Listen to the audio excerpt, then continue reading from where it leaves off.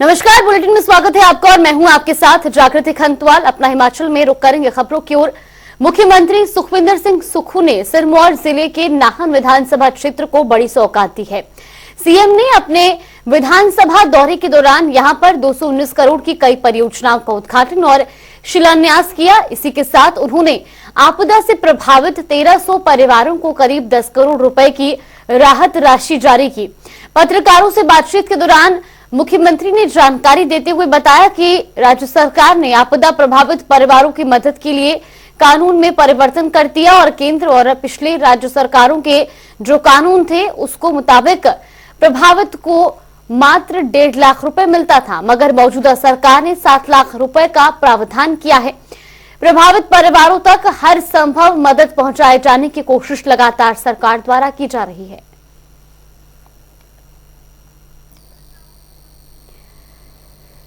तो सीएम सुखविंदर सिंह सुक्खू नाहन दौरे पर रहे और इस दौरान नाहन में उन्होंने आपदा प्रभावितों को चेक जारी किए, कई परियोजनाओं का उद्घाटन और शिलान्यास भी उन्होंने किया। और साथ ही आपको बता दें कि इस दौरान जहां आपदा पीड़ितों की मदद के लिए कानून बदला, ये भी उन्होंने कहा। और साथ ही सीएम ने कहा कि पहले 1.5 लाख रुपए सहायता राशि मिलती थी, लेकिन अब 7 लाख रुपए तक का प्रावधान है।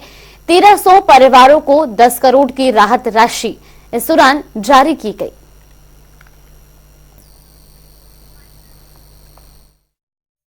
हमने आपदा प्रभावित परिवारों के लिए कानून में परिवर्तन कर दिया। केंद्र सरकार और जो पिछली राज्य सरकार का कानून था उसके तहत 1.5 लाख रुपया मिलता था, हमने उसमें परिवर्तन करके 7 लाख रुपया दिया।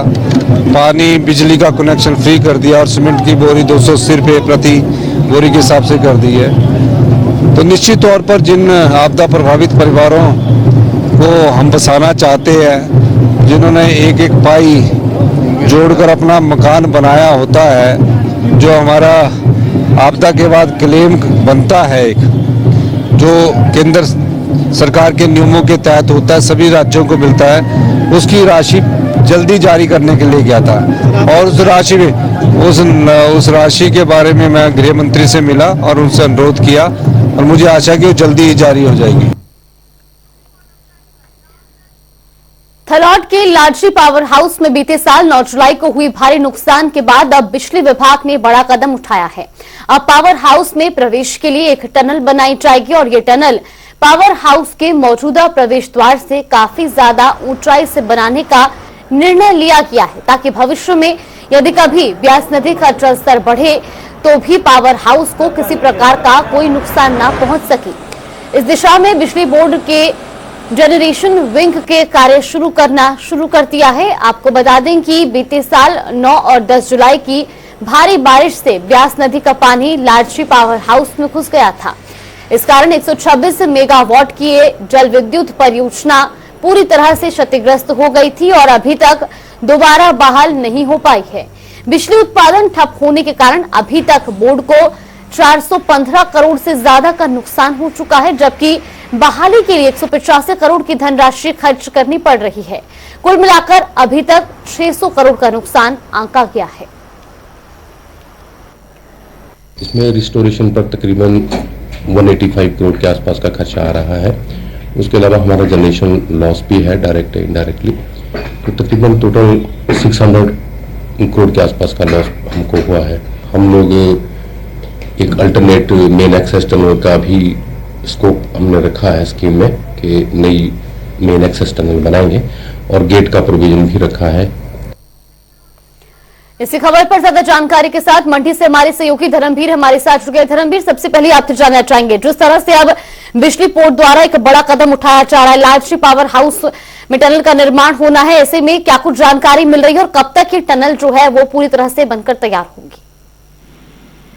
जी जागृति, बात करें तो बीती जो 8-9 जुलाई की बारिश थी उसमें जो है ये लाडजी पावर प्रोजेक्ट है पूरी तरह से डूब चुका है। 3 यूनिटें यहाँ पे स्थापित है, जिनमें 42 मेगावाट के जो है बिजली उत्पादन किया जाता है। 6 महीने हो गए हैं और इसमें जो है अभी तक जो है बिजली का उत्पादन नहीं हो रहा है। हालांकि जो है अब मशीनों को एक यूनिट से दूसरी यूनिट में जो है तब्दील किया जा रहा है और 15 जनवरी तक जो है इस लक्ष्य को जो है ये रखा गया है कि एक यूनिट जो है यहाँ पे चलाई जाए। और इसके लिए जो हर बार जो है कुछ ना कुछ नुकसान होता है यहाँ पे, जब भी जो है बारिश होती है, ब्यास नदी में जब उफान आता है तो हर बार जो है थलौट पावर प्रोजेक्ट को नुकसान होता है। तो इसके लिए जब प्रबंधन ने जो है पुख्ता इंतजाम करना शुरू कर दिए हैं, टनल का निर्माण किया जा रहा है कि जिससे जो है यहाँ पे जो है पानी घुसता है हर साल, उससे जो है बचा जा सके। जी बिल्कुल धर्मवीर, और ऐसे में बेहद महत्वपूर्ण ये भी कि जिस तरीके से अब ये टनल का निर्माण करवाया जा रहा है, आने वाले समय में बरसात में क्या इससे फायदा पहुंचेगा और जो नुकसान अभी तक होता आ रहा था क्या उससे उभर पाएगा? जी जाहिर तौर पर कहा जाए कि टनल, क्योंकि मांग जो है बड़े लंबे समय से की जा रही थी यहाँ पे, क्योंकि हर बार ही जो है बरसात में जो है यहाँ पे पानी घुस जाता है। इस बार भी जो है ज्यादा नुकसान हुआ है। हालांकि कहा जा रहा था कि इस बार जो है पिछले 100 सालों के रिकॉर्ड टूटे, इतनी जो है ब्यास नदी जो उफान पर थी, जिसका जो है सभी को पता है कि हिमाचल प्रदेश में जो है किस तरह जो है कहर बरपा रही थी इस बार जो है ब्यास नदी। उसी को लेकर जो है अब प्रबंधन जो है पूरी तरह से जो है तैयारियों में जुट गया है और टनल का जो यहाँ पे निर्माण किया जाएगा। आने वाले समय में जहाँ जो नुकसान होता था उससे जो नुकसान होता था उस पे जो कहीं ना कहीं जो है अंकुश लग पाएगा। जी बिल्कुल धर्मवीर, एक और महत्वपूर्ण सवाल यहाँ पर जानना चाहेंगे। जिस तरीके से टनल का निर्माण करवाया जा रहा है, लेकिन क्या अभी तक ये स्पष्ट हो पाया कि कब तक ये तैयार होगा, कब तक लोग इसका लाभ उठा पाएंगे? जी नहीं, अभी तक इस बारे में इनकी कोई जानकारी नहीं है कि कब तो जो है इसका टनल का निर्माण किया जाएगा। जो इनके जो अधिकारियों से बात हुई है उन्होंने बस यही कहा है कि जल्द जो है इस टनल का निर्माण कार्य शुरू कर दिया जाएगा ताकि जो है यहाँ पे जो है पावर प्रोजेक्ट को जो है बचाया जा सके। जी बिल्कुल, बहुत बहुत धन्यवाद आपका धर्मवीर हमारे साथ जुड़ने के लिए और तमाम जानकारी हम तक पहुंचाने के लिए। तो ये खबर आपको बता रहे हैं मंडी से, जहां लाडजी पावर हाउस में अब टनल का निर्माण करवाया जाना है। बिजली बोर्ड की तरफ से ये बड़ा कदम उठाया गया है। बीती 9 जुलाई को भारी नुकसान हुआ था, जिससे कि प्रोजेक्ट में भी लगभग अब तक 600 करोड़ का नुकसान आंका गया है। हालांकि टनल के निर्माण के बाद इस तरह से ब्यास नदी से जो नुकसान पहुंचता है पावर हाउस को, उससे बचाया जा सकता है।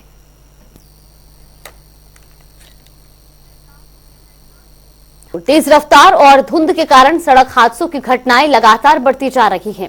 अब ऐसा ही एक मामला मंडी से भी सामने आया है, जहां चंडीगढ़ मनाली नेशनल हाईवे पर 7 मील के पास एक तेज रफ्तार कार अनियंत्रित होकर 4 लेन के निर्माणाधीन पुल के सरियों के बीच जा गिरी। हादसे के बाद स्थानीय लोगों को घटना का पता चलते ही तुरंत प्रभाव से राहत बचाव कार्य शुरू कर दिया गया और तीनों घायलों को कड़ी मशक्कत के बाद बाहर निकाला गया।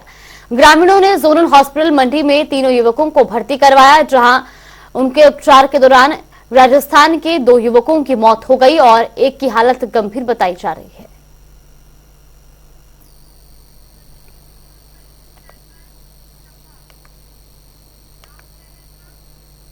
समलेऊ के राजकीय वरिष्ठ माध्यमिक विद्यालय में वार्षिक पुरस्कार वितरण समारोह का आयोजन किया गया। कार्यक्रम में विधानसभा अध्यक्ष कुलदीप सिंह पठानिया ने बतौर मुख्य अतिथि शिरकत की। दीप प्रज्वलित कर वार्षिक पारितोषिक वितरण कार्यक्रम का विधिवत शुभारंभ किया। कार्यक्रम में उन्होंने मेधावी छात्रों को सम्मानित किया और इसी के साथ कार्यक्रम को संबोधित करते हुए उन्होंने छात्रों को उज्जवल भविष्य के लिए शुभकामनाएं दी। साथ ही क्षेत्र में हो रहे विकास कार्यों की भी जानकारी दी। उन्होंने बताया कि 11 केवीए के विद्युत सब स्टेशन का निर्माण कार्य जल्द प्राथमिकता के आधार पर करवाया जाएगा और इसी के साथ नगाली सेंट्रप संपर्क मार्ग के मेटलिंग एवं टायरिंग कार्य के लिए 12 करोड़ 63 लाख की धनराशि का प्राक्कलन तैयार किया गया है। गढ़ संपर्क सड़क मार्ग पर 45 लाख रुपए की धनराशि व्यय की जा रही है, जबकि गांव तेई के लिए संपर्क मार्ग पर 68 लाख रुपए की धनराशि खर्च करने का अनुमान लगाया गया है। विधानसभा अध्यक्ष ने स्कूल के सांस्कृतिक गतिविधियों को बढ़ाने के लिए 21,000 की धनराशि देने की घोषणा की।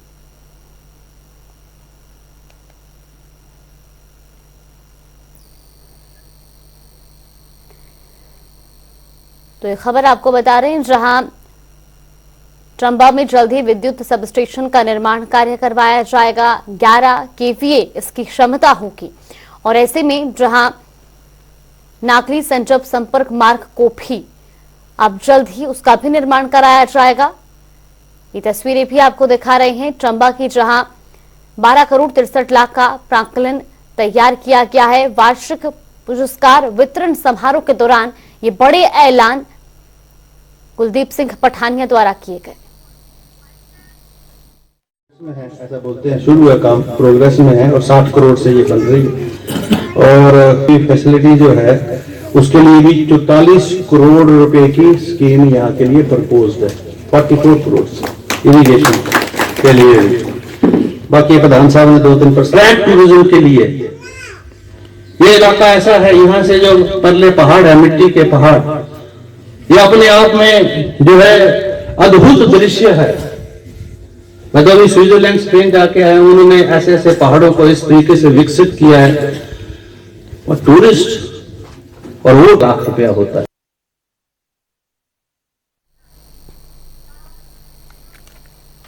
प्रदेश भर में सुक्खू सरकार के खिलाफ बिजली कर्मचारियों का धरना प्रदर्शन थमने का नाम नहीं ले रहा। हिमाचल प्रदेश राज्य विद्युत बोर्ड ज्वाइंट फ्रंट की ओर से किए जा रहे इस धरना प्रदर्शन में बिजली कर्मचारियों और पेंशनरों ने सरकार के खिलाफ मोर्चा खोल दिया है। भारी तादाद में जुटे बिजली कर्मचारियों ने पेंशनर्स को पेंशन न मिलने से भारी रोष जताया है। प्रदर्शनकारियों ने सरकार और प्रबंधन बोर्ड पर कर्मचारियों और पेंशनरों को बांटने की कोशिश करने का आरोप लगाया। इतना ही नहीं, प्रदर्शनकारियों ने साफ ऐलान कर दिया कि जब तक पेंशनरों को उनकी पेंशन नहीं मिलती तब तक वो भी अपना वेतन नहीं लेंगे।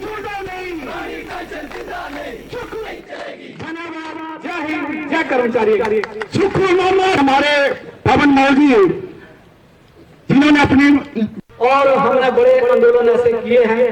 सरकार मैं आज हो चुकी है और अभी तक कोई भी ऐसा फरमान नहीं है। फरमान एक जरूर आया है सरकार की तरफ से कि हमने वहां पे फटकार लगाई अधिकारियों को बुलाकर, परंतु हमें विश्वास नहीं है यदि फटकार लगाई होती तो कर्मचारी को ही एकमात्र सैलरी से नहीं नवाजा जाता, पूरे पेंशनरों को भी उनकी पेंशनों से नवाजा जाता। हम एक यहाँ से प्रोटेस्ट करते हैं, इसका विरोध करते हैं कि जब लड़ाई हम एक झंडे के तले पेंशनर और कर्मचारी एक साथ जुट होकर कर रहा है, ज्वाइंट फ्रंट कर रहा है, तो उन पेंशनरों का क्या कसूर है, उन्हें क्यों उनकी पेंशन से वंचित रखा गया है। मैं चाहता हूं इस मीडिया के माध्यम से इस बात को क्लियर कर दूं कि जब तक हमारे पेंशनरों को पेंशन नहीं मिलेगी तो हम भी इस चीज का प्रोटेस्ट करेंगे, विरोध करेंगे कि हम भी अपने आप को सैलरी से नहीं नवाजेंगे। और हमने स्पेशली डीडीओ को मना कर दिया हुआ है कि आपने चेक तब तक नहीं काटने जब तक हमारे पेंशनरों की पेंशन है उनके खातों में नहीं बढ़ती है। साथ में हमने सरकार को चेताया था, जो चौथा दिन कंटिन्यू हमारे धरने के ऊपर है, हमने वहां पे बताया कि जो एमडी मौके के हमारे मीणा जी हैं उन्हें तत्काल प्रभाव से ही उन्हें उनके पद से हटा दिया जाए। कुल्लू के पर्यटन नगरी मनाली में चल रहे विंटर क्वीन प्रतियोगिता का समापन हुआ, जिस प्रतियोगिता में विंटर क्वीन का खिताब मनाली की निशा ठाकुर के सर सजा, तो वहीं शिमला की कोहिनूर सरकेक फर्स्ट रनर अप रही और मनाली की भव्य ठाकुर सेकंड रनर अप रही। मनु रंगशाला में रात 12 बजे तक चली इस प्रतियोगिता के फाइनल राउंड में 15 सुंदरियों ने -डिग्री तापमान में कैटवॉक करके अपने हुस्न के जलवे बिखेरे और वहीं उन्होंने निर्णायक मंडल के सामने भी पूरे आत्मविश्वास के साथ प्रश्नों के उत्तर दिए, जिसके आधार पर विंटर क्वीन का चयन किया गया। निशा ठाकुर को शरद सुंदरी का ताज और 1 लाख का चेक भेंट किया गया, तो वहीं फर्स्ट रनर अप को 50,000 रुपए और सेकंड रनर अप को 30,000 रुपए की राशि भेंट की। सबसे ज्यादा मेहनत की है और हमारे 3 राउंड हुए और हर एक का हमने 100% दिया है और जितनी भी लड़कियां आई है हम सब ने 100% दिया है। बट क्राउन तो एक का ही होना था एंड कोई भी कम नहीं है, हम सब इक्वल है। एंड बस इतना है कि हम लोगों ने बहुत मेहनत की है इस स्टेज में आने के लिए और सबसे ज़्यादा थैंकफुल करती हूँ मैं विंटर कार्निवल का कि उन्होंने मुझे इतना अच्छा मौका दिया यहाँ आने का। इसका क्रेडिट दूंगी मैं अपनी मम्मा को और पापा को, क्योंकि उनके सपोर्ट की वजह से मैं आज यहाँ हूँ। मेरा अगले लक्ष्य यह होगा कि मैं इससे ज़्यादा आगे भी जाऊँगी, मिस हिमाचल, मिस इंडिया, हर जगह तक जाऊँगी ताकि मैं और लड़कियों को मोटिवेट करूँ। यहाँ की लड़कियाँ क्योंकि ज़्यादा उभरती नहीं है, आगे बढ़ती नहीं है इस मॉडलिंग लाइन में, तो मैं चाहती हूँ अगर मैं कर सकती हूँ तो आगे भी वो कर सकती हूँ। हिमाचल की जनता को मैं ये मैसेज देना चाहती हूँ, कोई लड़कियाँ, कोई भी महिलाएं किसी से कम नहीं है।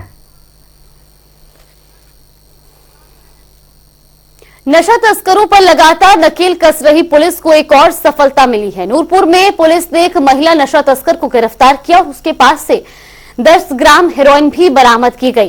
पुलिस ने महिला के खिलाफ विभिन्न धाराओं में मुकदमा पंजीकृत कर सलाखों के पीछे भेज दिया है।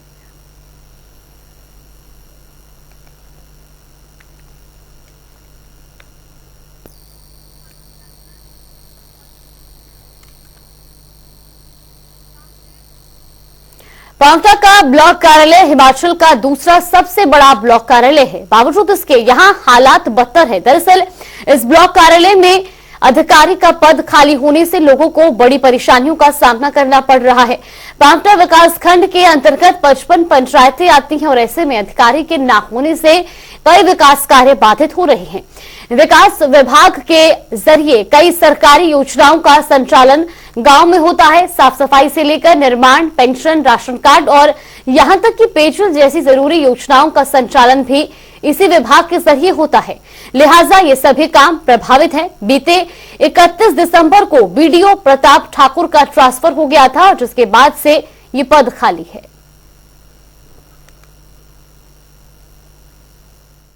जी जरूर। ये जो अभी 31 दिसंबर को जो पांवटा में वीडियो थे वो रिटायर हो गए हैं और उनके रिटायरमेंट के बाद ये पद खाली है। तो हमने अपने आप रिटर्न में भी दिया है और हमने मांग की है सरकार से कि वे जल्दी से जल्दी इस पद को भरा जाए। और मुझे उम्मीद है आज सुबह मैं माननीय मंत्री जी से मिला था, अपने उद्योग मंत्री हर्षवर्धन चौहान जी से, तो उन्होंने भी आश्वासन दिया है कि बहुत जल्दी इस पद को भरा जाएगा ताकि लोगों के काम सुचारू रूप से हो सके। चलिए बुलेटिन में फिलहाल के लिए बस इतना ही। यहाँ पर रुकते हैं एक छोटे से ब्रेक के लिए।